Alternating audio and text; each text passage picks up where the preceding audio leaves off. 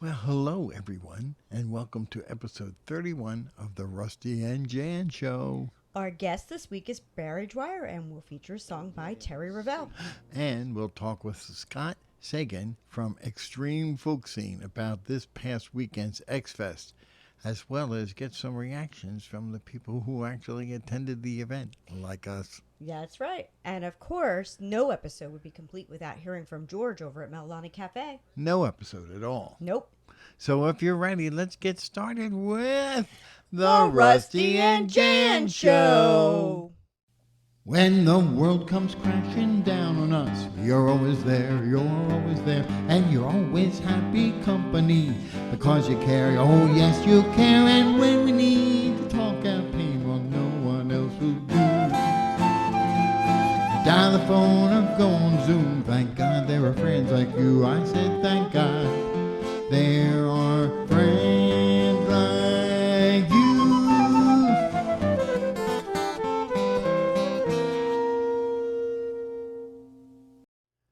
Well, welcome to episode 31 of the Rusty and Jan Show. This is the last week before the Rusty and Jan Show moves to public access TV. We're so excited. We are. Yeah. Here's the latest information for the new format. We'll be submitting one program per month, but it will air on a weekly basis throughout the month. We just received confirmation last week that our time slot will be Tuesdays at 1 p.m. Our guests for October are David and Jenny Heitler Clevens of Two of a Kind. You can view the show by going to phillycam.org/watch, and you can tune into cable TV on channel 66 for Xfinity and 29 for Verizon. It is also available on Roku or Apple TV. As previously announced, we will become the new hosts of the Philly folk scene on WPPM 106.5. We're honored that Ray Naylor has decided to pass the baton to us, and we're looking forward to upcoming adventures. We are encouraging you to send us your CDs as we're looking for local music to feature on our show. Yes, and here are some upcoming shows at Melani Cafe. And remember to please to support both the artist and the cafe. We're all struggling these days. That's right. On Saturday, September 25th, Moog's Synthesizers will perform from 2 to 5. And on Sunday, September 26th, Vincent will take the stage from 1 to 4 p.m. Our weekly open mic is continuing to thrive. We'll continue to have our hybrid format until everyone is comfortable with performing inside. We have a new sign-up time on Wednesday. It'll now be an hour later at 6 on Melani Open Micers Facebook group page. Yes. And the Pops Train Music Festival is happening this Saturday, September 25th from 10 to 4. It'll coincide with the Tuckahoe Transportation Heritage Festival, and they will have a number of activities that day, including an excursion train, motor car rides, and display trains. We'll be performing with many other great musicians that you know, such as Keith Shaw, Kathy Quinn, Barry Dwier, Howard Klein, Charlie Miller, 10 Strings 2 Hearts, and Railroad Wings. Wristbands can be purchased for $10 for adults and $5 for kids, and will give you access to all the activities. And don't forget that we'll be filming footage for the video to go along with my song Pops Train. We'd love to have you take part in the filming. Bring your camera, bring your costumes, bring whatever you think might make this a special day, because we really want to share it with you. Right, Jan? Right. Okay. PFS Fall Fling will happen in person on October 1st through the 3rd with limited attendance in Green Lake, Pennsylvania. This is the day that we've been waiting for, a chance to finally attend a festival in person. This weekend has always been a fun one, so we hope you'll join us. We purchased our tickets and are looking forward to seeing everyone. For more information, visit www.pfs.org. And that's it for our community calendar of events. Our song of the week is by our good friend Terry Ravel. It was inspired in part by Jackson Brown's song These Days.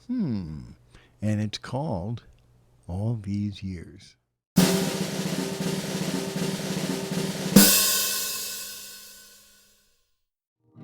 All right, this song was inspired by something that Jackson Browne wrote when he was a teenager. Talk about teenagers.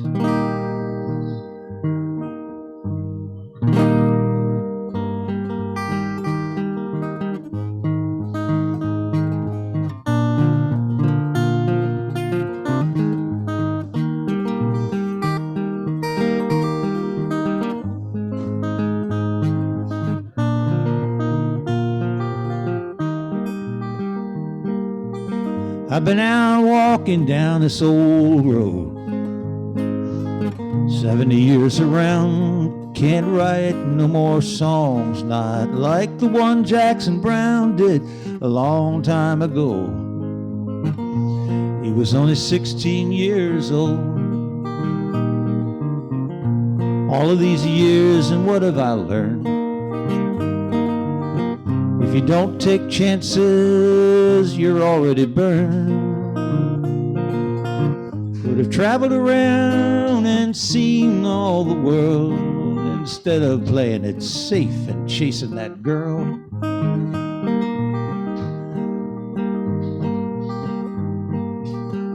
Well, I had some lovers and then went on my way. 9-to-5 jobs, just playing in a bar. I get a longing to go somewhere far away.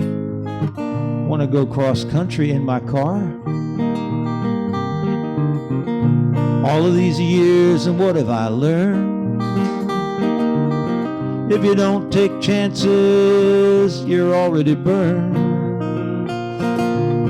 Could have traveled around and seen all the world instead of playing it safe and chasing that girl.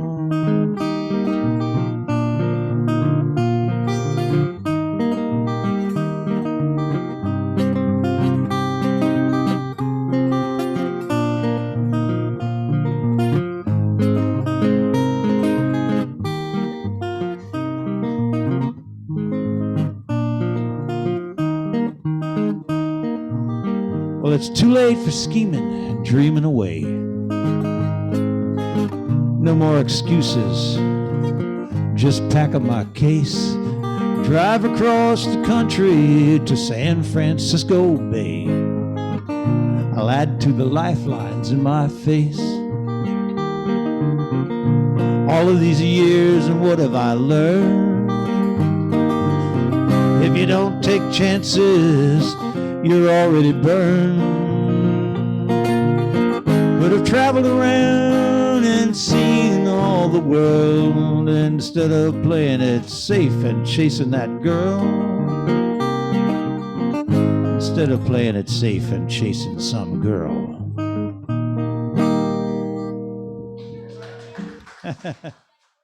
And now it's time for Going Out with Rusty and Jan.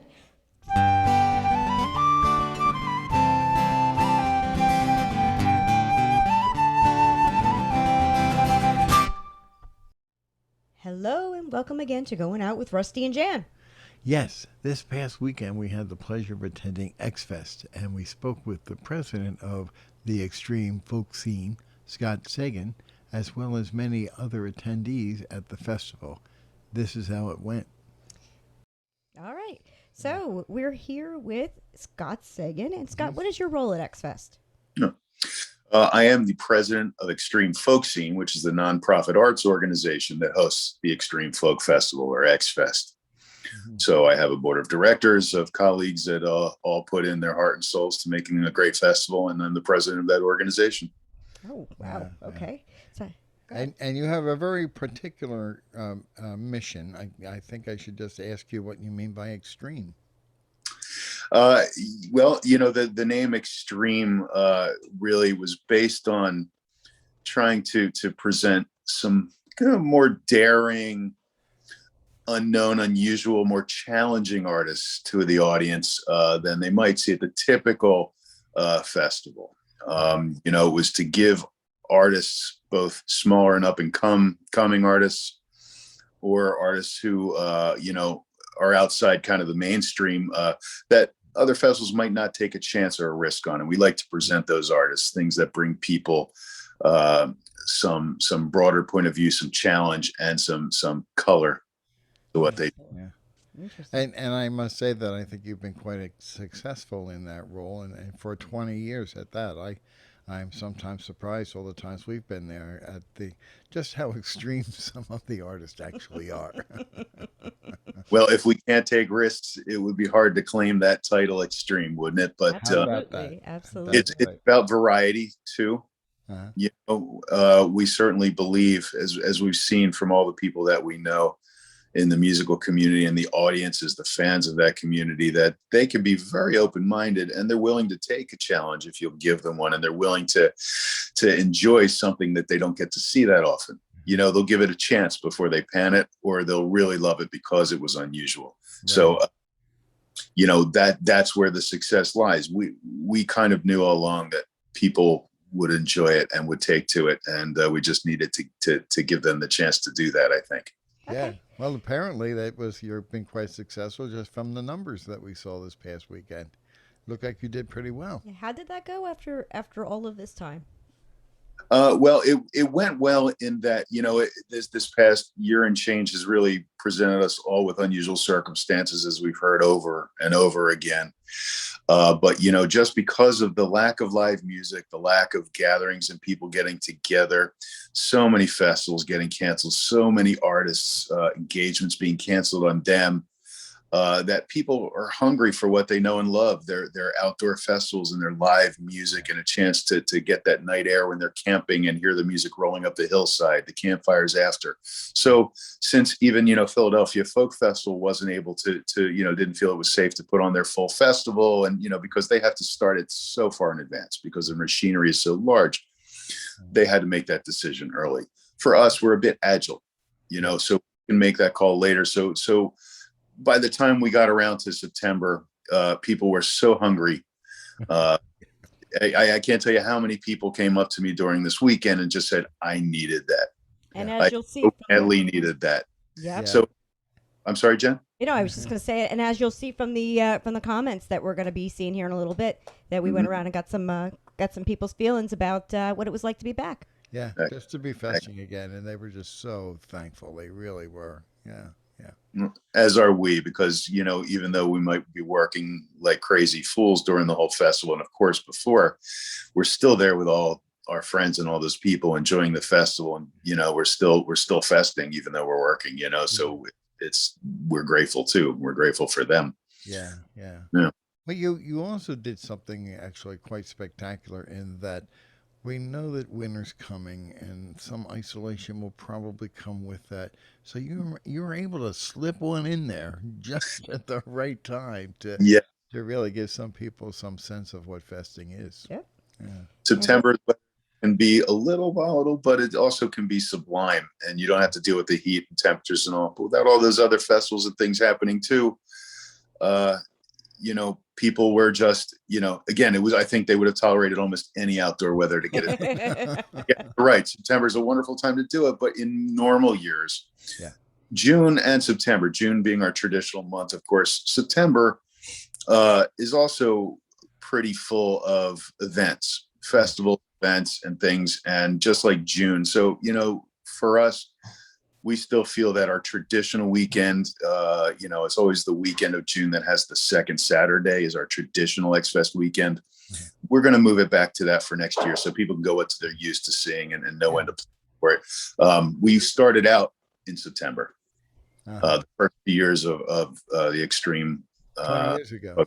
Yeah, for the first 2 or 3 years. But we moved it to June for various reasons. And so, yeah, because of that lack of conflicts for this September, like you say, we're able to slip it in and get it in there before the holidays and the weather and all that. Yeah. You even had an appearance from Kermit the Frog, right? Yeah, indeed. He hung out by the stage the whole time. He looked pretty comfortable there, didn't he? Yeah, he did. He did. I keep forgetting when I put him in the car, he's 5 feet tall. You can't quite tell when he's sitting, and his arms and legs are kind of thin and skinny, but yeah, he's 5 feet tall. Yeah. We got a chance to interview the owners of Country Creek Winery. It's the nicest couple you'll ever want to meet, and they've been so supportive all these years. There wouldn't be an X Fest without the Kleins and Country Creek Winery. It's been our home the entire time. We've never had X Fest anywhere else, and they're as much a part of the X Fest family as they are proprietors of our venue. People know and love them, and they're such proponents of our thriving musical community here. Absolutely the nicest people. They're so kind to us, and we work hard together, and we're a success as much because of them as we are because of our own board. No question. And you had a couple new vendors this year for the festival. The food was great. It really was. It was fantastic. But good hot food at a festival. That was great. Really. Yeah. Well, and so Malalani Cafe, I mean, you know them very well, and you know Sure. George there. Not only is his recipes fantastic, and he's such a happy, enthusiastic man, and he loves what he does, and what he does for the musical community there in Mount Airy. It's a natural, and I'm glad he loves being part of X Fest now, because as long as he's willing to come back, I'd love to have him back. Oh, yeah. Oh, we're happy to hear that. Absolutely. Yeah. Yeah. That's great. Okay. Now that's not all you do, X Fest. You do concerts. Is it monthly? You do house concerts? That is correct. We, as a nonprofit organization, we have membership subscriptions. That we use to. Well, they're basically the memberships are subscriptions to our house concerts. Annually, we typically present monthly from October through April, except for December. So there's 6 in that period. This year is going to be a little bit of a change. We're going to give people a little more next year, but we're not going to start till January. And it'll be a hybrid of, small in-house audiences based on the comfort levels of the hosts, and then hybrid live streaming. And then we'll see how it goes. But we're going to get a nice concert season in. But yes, so we put artists to work. Our membership is a subscription to these house concerts, and the whole season is free for our members. Yeah. Very low cost, just meant to keep musicians working and to do what we're supposed to do, bring these musicians and these artists from near and far to an audience, and vice versa. Yeah. All right. Well, very good. And we've been honored to be able to perform for your house concerts once or twice ourselves. So we're very fortunate to be welcomed at that community and to see you guys every year. It's just wonderful. I think you're doing a really great thing, and maybe it's the answer. Maybe the small festival is the answer for the future. Maybe you've really tapped into something. Well, I agree with you, and I think it's what we've always wanted it to be. We don't want it to grow too big for the winery. Sure. We don't grow too expensive. We want it to be easy, accessible, comfortable, and a pleasure for everyone. Oh, and it is, and you've succeeded in that. So. Oh yeah, that's why I needed without the two of you either, because thank you. Community, and you're such a proponent, and now this new direction you in this show, I think that's a fantastic thing. So I wish you both a ton of luck. Thanks. Very good. Anyway, thank you, Scott. Yeah. For joining us, and thank you for this weekend. It was wonderful. We had a great time. Thanks so much. Very glad to hear it, and thank you both as well. Take care. Great. Take care. Thanks.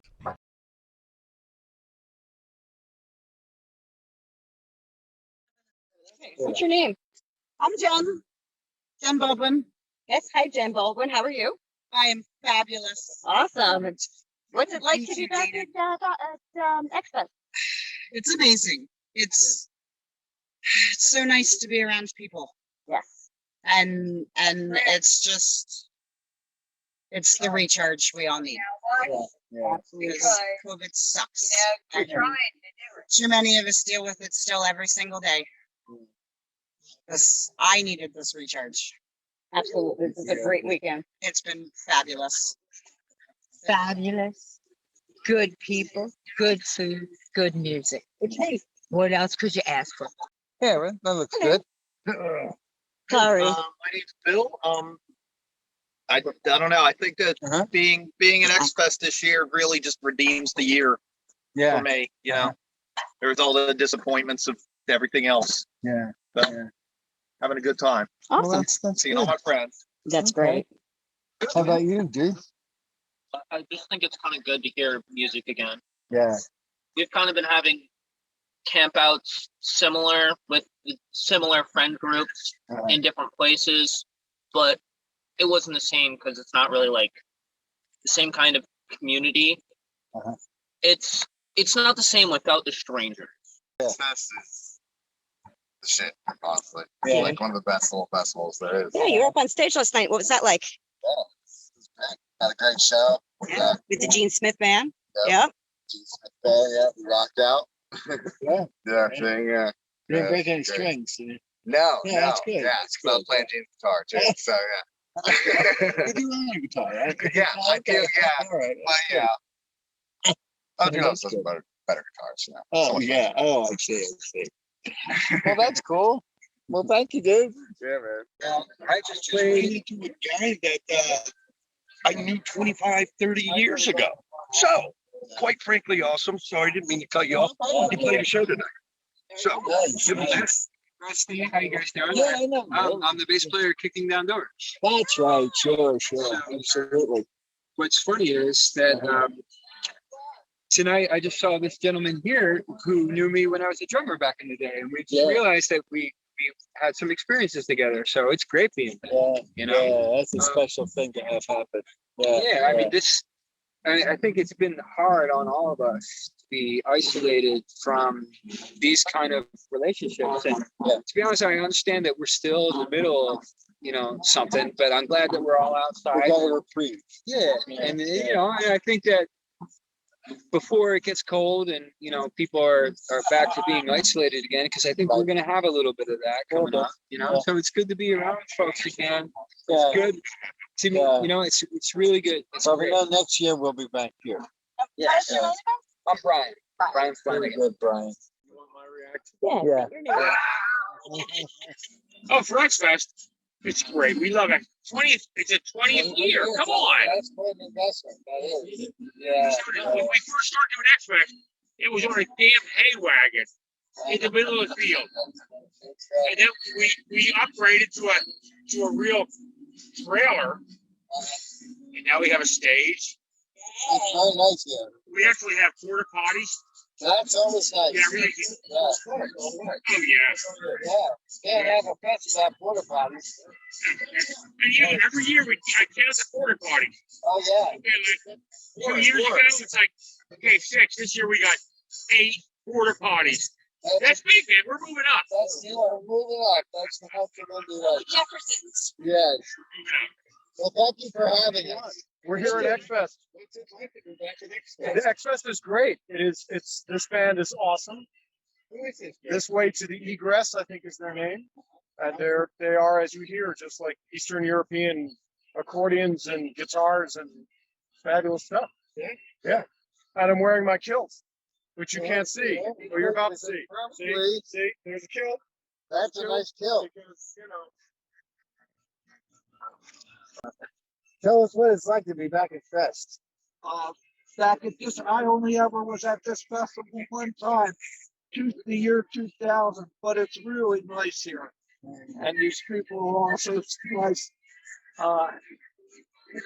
It's a great pleasure to be amongst people like this, wherever they are. But tonight, I'm glad I'm here.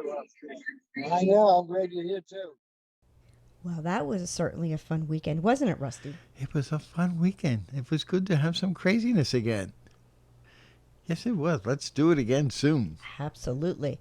Now it's time to see what George is up to. Rumor has it that he was cooking up a storm at X Fest this past weekend. Oh, yeah, I could smell it. Yeah, the chicken was good. Oh, yes. So it's time for George's Corner. He knows what I like. When I come home from work and my back's all tight, I sits down at the table and he serves it up real hot. Get myself excited just a sniffing around that pot. Homemade soup. Wow. All right, it's George's Corner. Hey, George. You're a vendor here at X Fest this week. How are you? Yummy. Chicken quarters and some pork tenderloin. Yummy. Yeah. Oh, don't burn yourself. George cooks the fire. Great music here this weekend too. Yeah, we had Kicking Doors Down and we had Gene Smith Band yesterday. So it's hot here. Yes, it is. Camping's great. Over 100 people here. So the food was great. We enjoyed it as always. Yeah, it's a great, first vending a festival for me. Yeah. So I got the opportunity. 2 years ago we did desserts, so it's nice we got the chance to do some cooking. Yes. Yeah, so and it's preparing us for more festivals. And next week we'll have Pop's Train. Next week. All right. Very good. Recently, we were pleased to speak with Barry Dwier. Yes, and this is how it went. Well, when I first started coming into Philadelphia and doing open mics, probably before Jan, I would think, I remember seeing this big guy down at Connie's Rick Rack all the time, and good player and very involved in music in the Philadelphia area, and a big supporter of everything that's going on in Melalani. I'm really happy to this week to have as our guest Barry Dwier. Hey, Bear. Hi. Hi. What's up? How you doing? Not too bad. Good. So to get started here, why don't you start by telling us about your musical beginnings? How did you, when did you start playing, etc.? Well, as a child, I didn't do much musically. My whole family is musical. My mom played classical piano, was trained for it. My father didn't play anything. My sister played piano and guitar. My oldest sister, my brother played piano and harmonica and guitar. My next youngest, I'm the youngest of four. My next youngest older sister, she plays flute like you, Jan. And didn't know that. No one plays flute like Jan. And then I came along, and I was really kind of resistant to music as a kid. I don't know. I just wasn't interested until then. Suddenly I did get interested. And my brother had a bunch of harmonicas sitting around, and I used to, probably in my early teens, my formative years, I started, stealing them, playing around here and there. Of course, then he'd find me and beat the crap out of me, but then I grew a lot taller, and that stopped. But then, that just, my interest started there. And for years, I would just play harmonica, and then I got kind of interested in the other harmony aspects of music. So I bought a cheap ukulele and started on that. Then I got a guitar, and basically, I just wanted to learn how chord structure and stuff. I didn't really have any intention of actually being a solo singer guitar player, but that just kind of developed over the years. Sure. So what was it like when you and your brother were equally matched? I'm sorry? What was it like when you and your brother were equally matched? We were never equally matched. I grew 5 inches in 9 months, and it was all of a sudden, like, when I was a very brief period. I went right over him. Well, tell us about your writing process. How do you write songs? What is it that inspires you? My writing process is basically, I don't have a writing process. I don't consciously try to write songs. Okay. Consequently, I don't have a lot of songs, but what I do have is just something that kind of almost comes over me. The best way I can describe it is like I'm kind of like a blind squirrel that finds an acorn. Well, it's interesting because a lot of the people that we've interviewed have said that it's like it comes from somewhere else and then just kind of. It does. I feel like it's something that that's almost like it's not me. It was like some great power still just in my brain. Yeah. Yeah. It's a common theme. It just came there, and it's like it doesn't happen often enough. Yeah. But whenever I like physically or consciously try to write a song, it sounds like a song that I consciously tried to write. Doesn't feel natural or organic.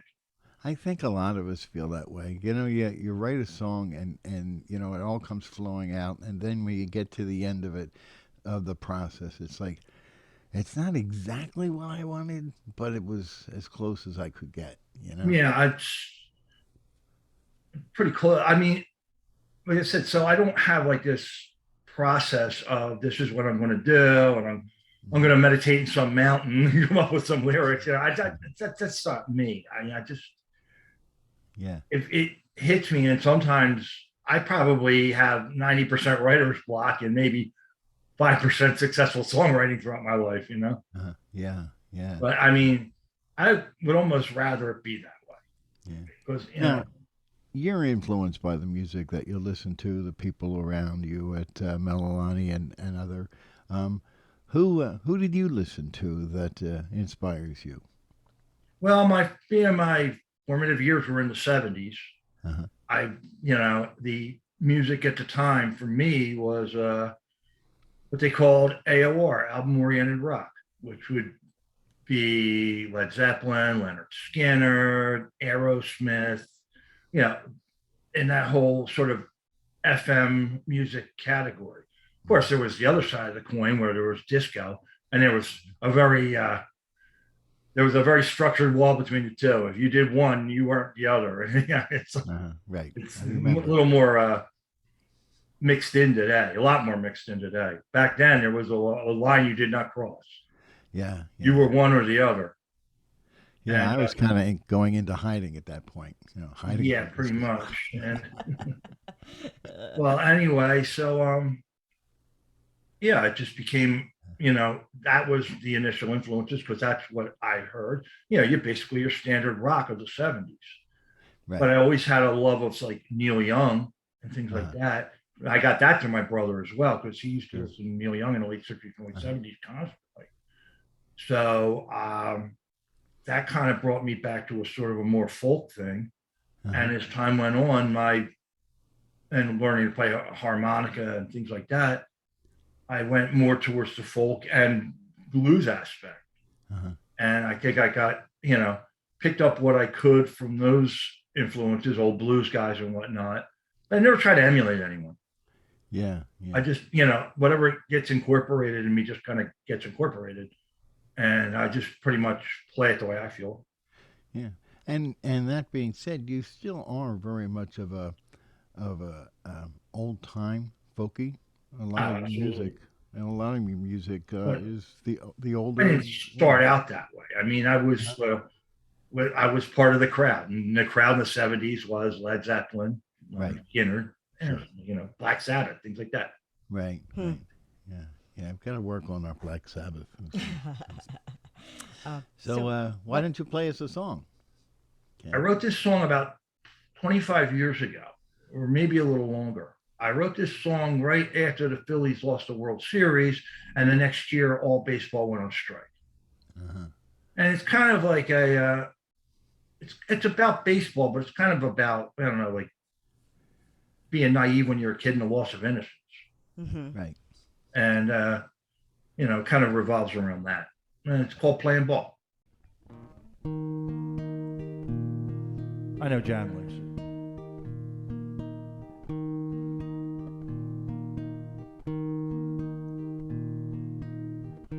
Was the 1st of April. Us fools were at the park. Guess the joke was on us. Oh, we waited round till dark.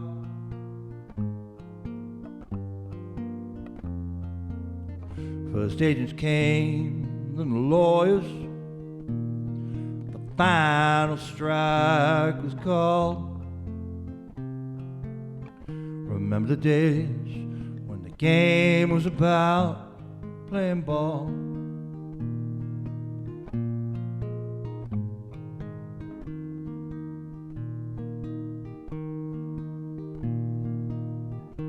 I remember my first game. It was my 10th birthday. Hammer and Hank, he fouled one towards me. I have it to this day. The picture hung another, Hank sent it over the wall. Back in the days when the game was about playing ball.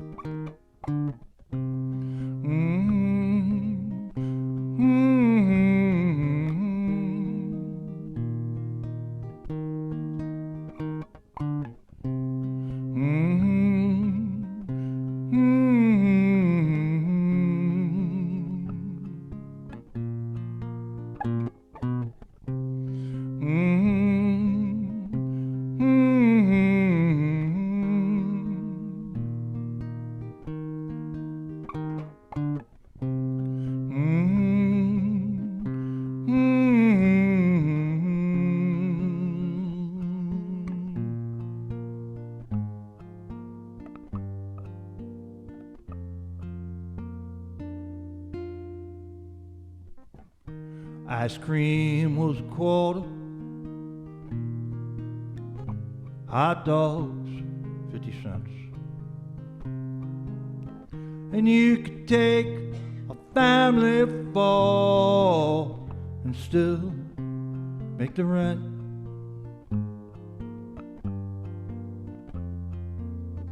First agents came, then the lawyers. Final strike was called. Remember the days when the game was about playing ball. Playing ball. Playing ball. Playing ball.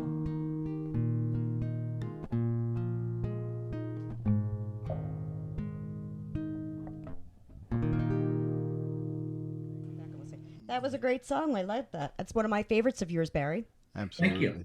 Yeah. Okay. So we know that, like all of us, we have our high points and our low points. And I think that you've had some difficulties in your own life with mental illness and alcoholism. And that's also played into your music as well. Oh, yeah. I'm constantly told that my music is very drony and sorrowful. And yeah, and that's true. And I don't apologize for that anymore because that's just who I am and what I feel. And I'm sure that's cost me many a gig, and that's fine. But I'm not the type of guy who's going to go around and play Wagon Wheel. Wagon Wheel and Sweet Caroline. It's just not who I am. And even if I were to try to do that, it wouldn't, like I said, it wouldn't feel organic. Well, you've always struck me as a very genuine performer. You haven't sold your soul like we have yet. Yeah, exactly. Yeah. And so, I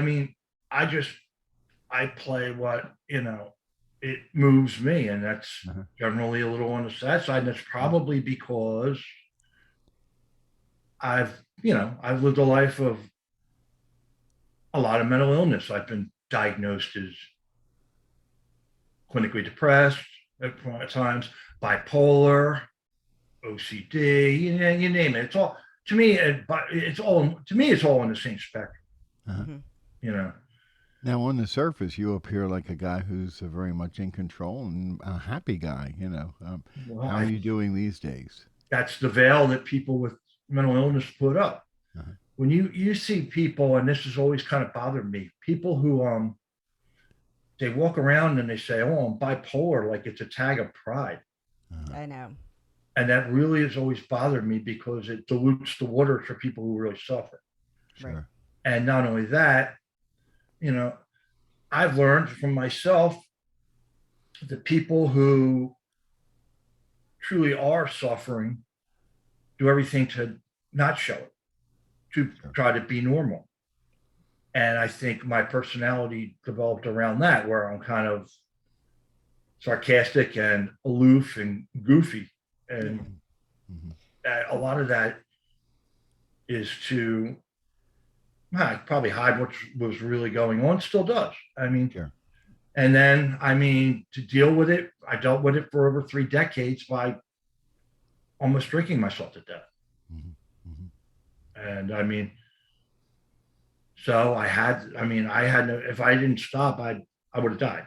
There's no question about that. I would have died. And I was on that edge very close, many, many times. And thank God, to the help of my family and whatever, I never jumped off the edge, but I was close. And the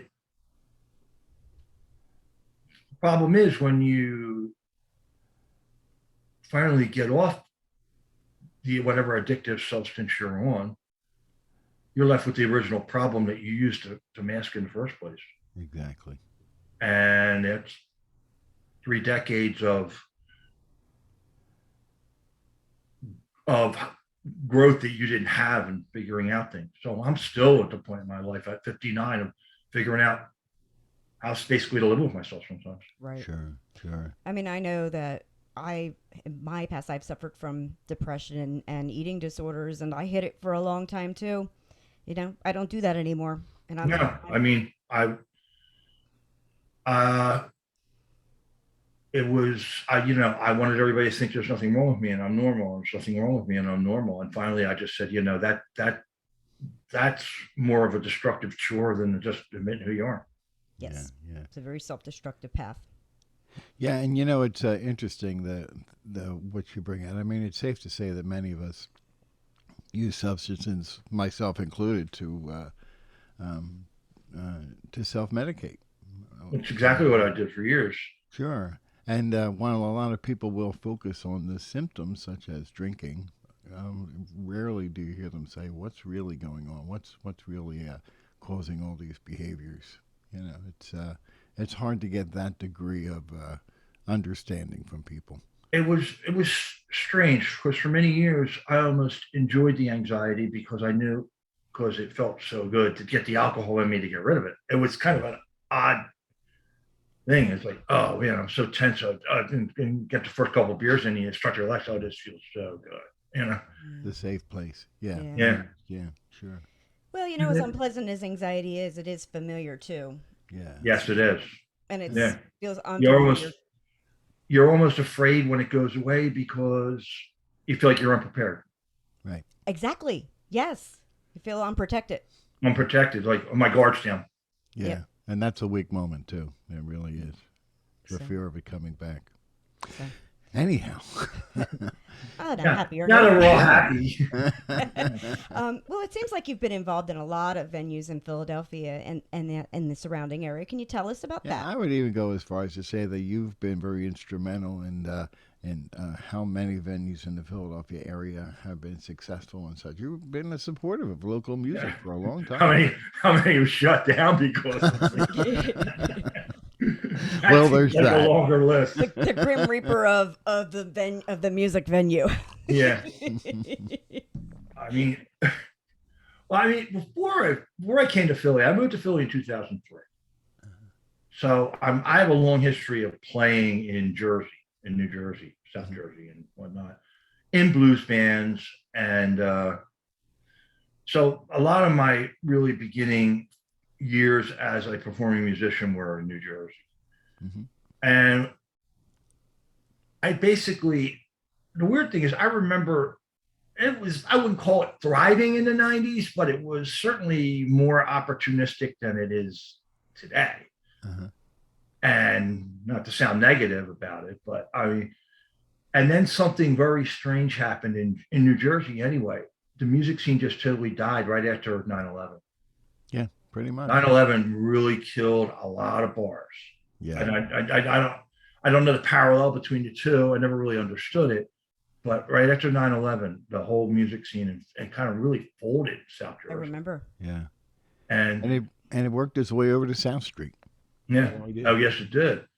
It killed. Well, anyway, in 2003, and again, this goes back to alcoholism. I had 2 DUIs over in Jersey. And I thought, you know what? I like to play music. And I'm always constantly worried. And I was still drinking heavily. It's like constantly worried about getting behind a car and getting that 3rd DUI. Well, I moved to Philadelphia.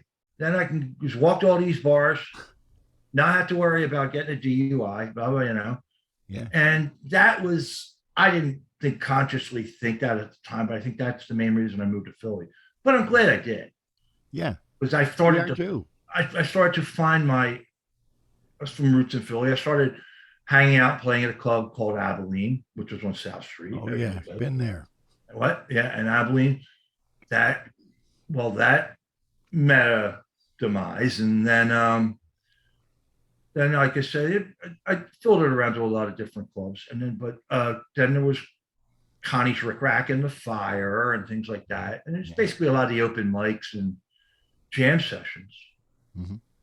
And then one day, just on a whim, I found myself on a really dirty bus coming over to Mount Airy to the Mount Lonnie Cafe. And I'm not saying that's where I met you guys, because I've met you before, but Connie's. Right. And but that's where our true association started, with Mount Lonnie Cafe and the whole folk scene out there. Well, I actually remember before you got to Melalani, I remember being on Facebook and happened to see you make a post that you were frustrated with some of the venues that you had been involved with. Absolutely. Yeah, and I said, come on down. Here, the water's fine over here at Melalani. It's and it was a great thing because you're such an asset to both of us, and Jan especially. And now you're part of the family. Exactly. You're a Melalaniite. You're almost another branch of the dysfunctional tree. There we go. Oh, but we love all of our friends. Yeah. And I really, a little side story. I remember when I first walked into Melalani, having no idea who was there other than you, and a certain we'll just say her name, Maria, was the first person to see me, and she from Connie's. Jumped out from behind the counter and almost knocked me over with a hug. Well, that's not hard to take. Right. She was working there at the time. I forgot about that. Yeah. Oh yeah, she was. So that was like my first singular experience at Melalani Cafe, being attacked by a Siberian woman. I see. An attractive one, though. Oh yeah. Oh yeah, no doubt about it. Yes. And then the other thing is that you're an essential part of the Pops Train phenomenon. Well, as long as I don't play the whistle sound, because I'll get hit over the head with a baseball bat by Jen. That's right. The train I did that once, and the look I got was like, "Oh my God, what did I just do?" It's almost supposed to have it for a harmonica player. You hear train, and the first thing you do is go to a whistle. It's well, that's right. Yep. It must be hard not to do the whistle. Yeah. Well, sorry. Yeah. It's mine. And you'll be able to hear that on September 25th at Pops Train Festival. Pops Train. That's correct. That's right. So pray for sun. Yes. My God. I know. Anyway, why don't you take us out with another song? Okay. All my songs are personal to me in some way, but somehow this song that I would like to play is probably the most personal song to me, because it kind of really and it's a depressing song, but it's about being alone and basically the need to escape and run. Mm-hmm. And it's called Life on the Road.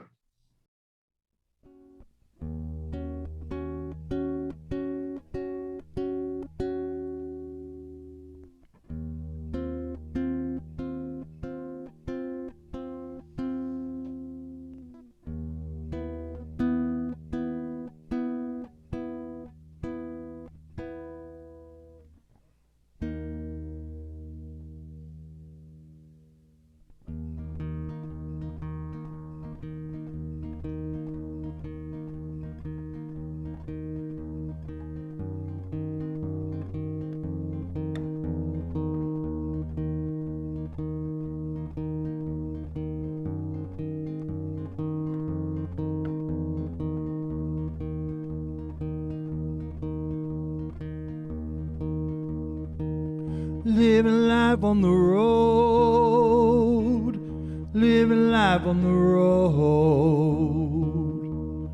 Just a few things, not the heavy load, living life on the road.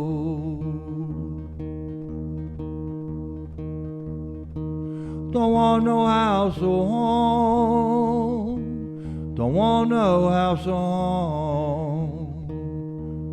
When comes spring, I gotta roam, so just leave me alone.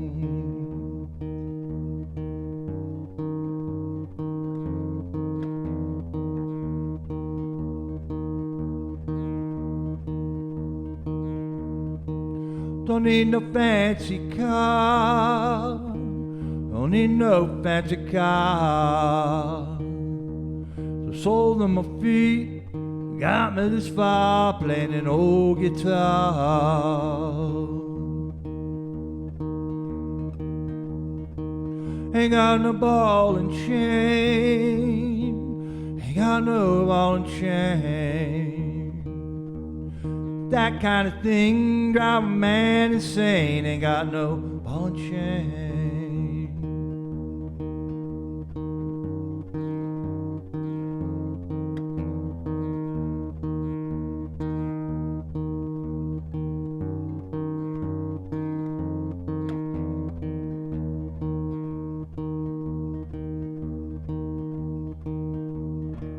Don't put no walls around me, don't put no walls around me.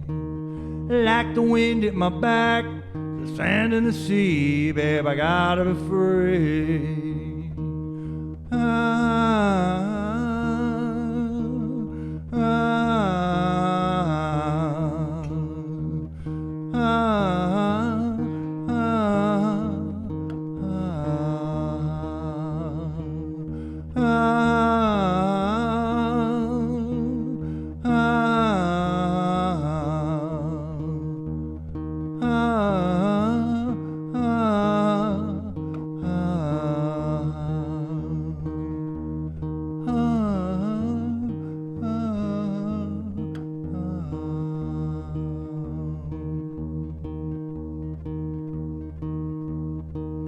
Living life on the road, living life on the road. When the song is sung and the story is told, I'll be back on the road.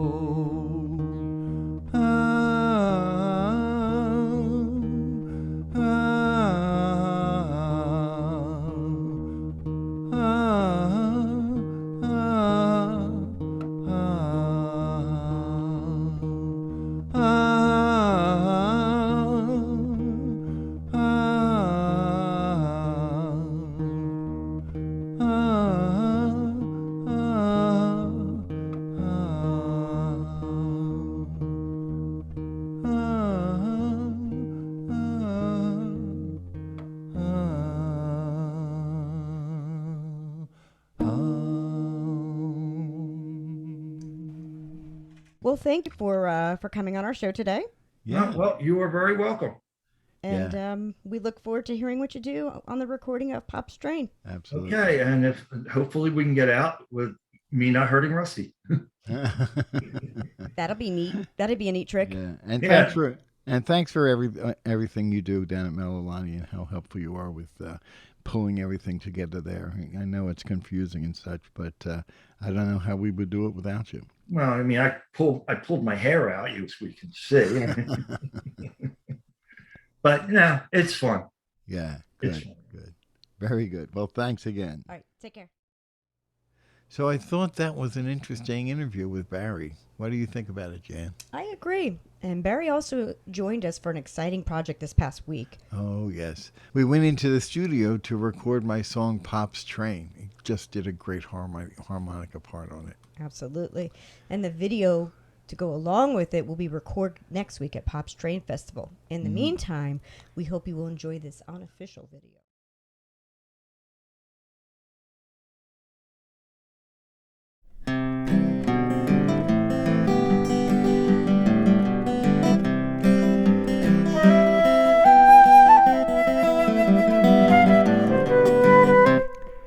I was driving down Route 55, heading for the Jersey Shore, when the traffic began to slow, like every summer before. I saw a sign for Tuckahoe Station down a dusty lane. I reflected on my childhood as I dreamt about Pop's train.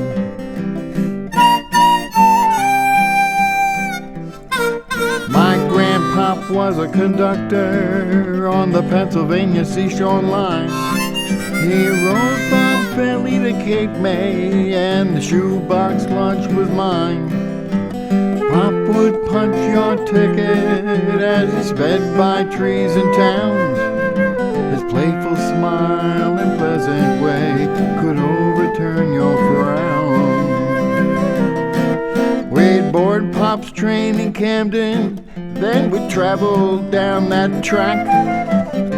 They'd made some stops along the way, but we brought those shoebies back. Pop called out each station, Ocean City, Wildwood, Cape May, and the sea and sand would call us on a Jersey summer day.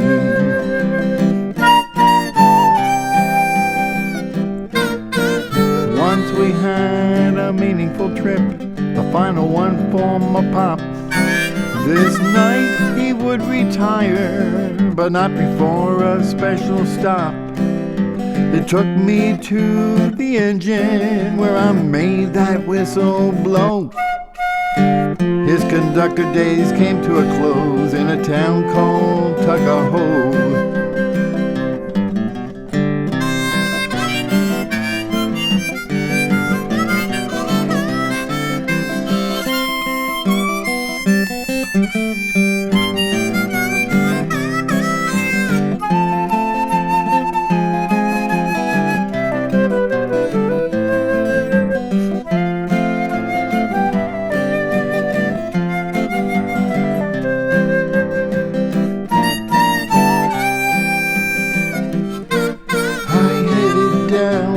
Dusty lane until I reached its end.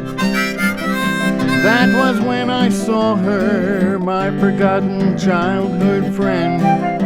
I climbed inside and found that seat, the same one as before. I thought back on my younger years and my trips down to the shore.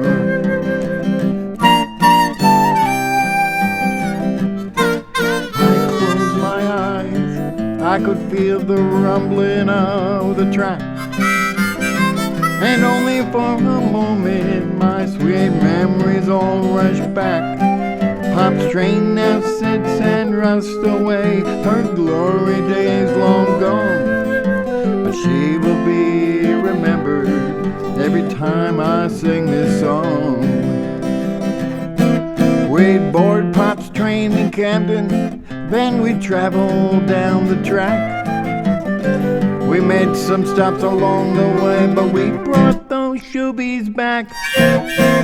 Pop called at each station, Ocean City, Wildwood, Cape May, and the sea and sand would call us on a Jersey summer day.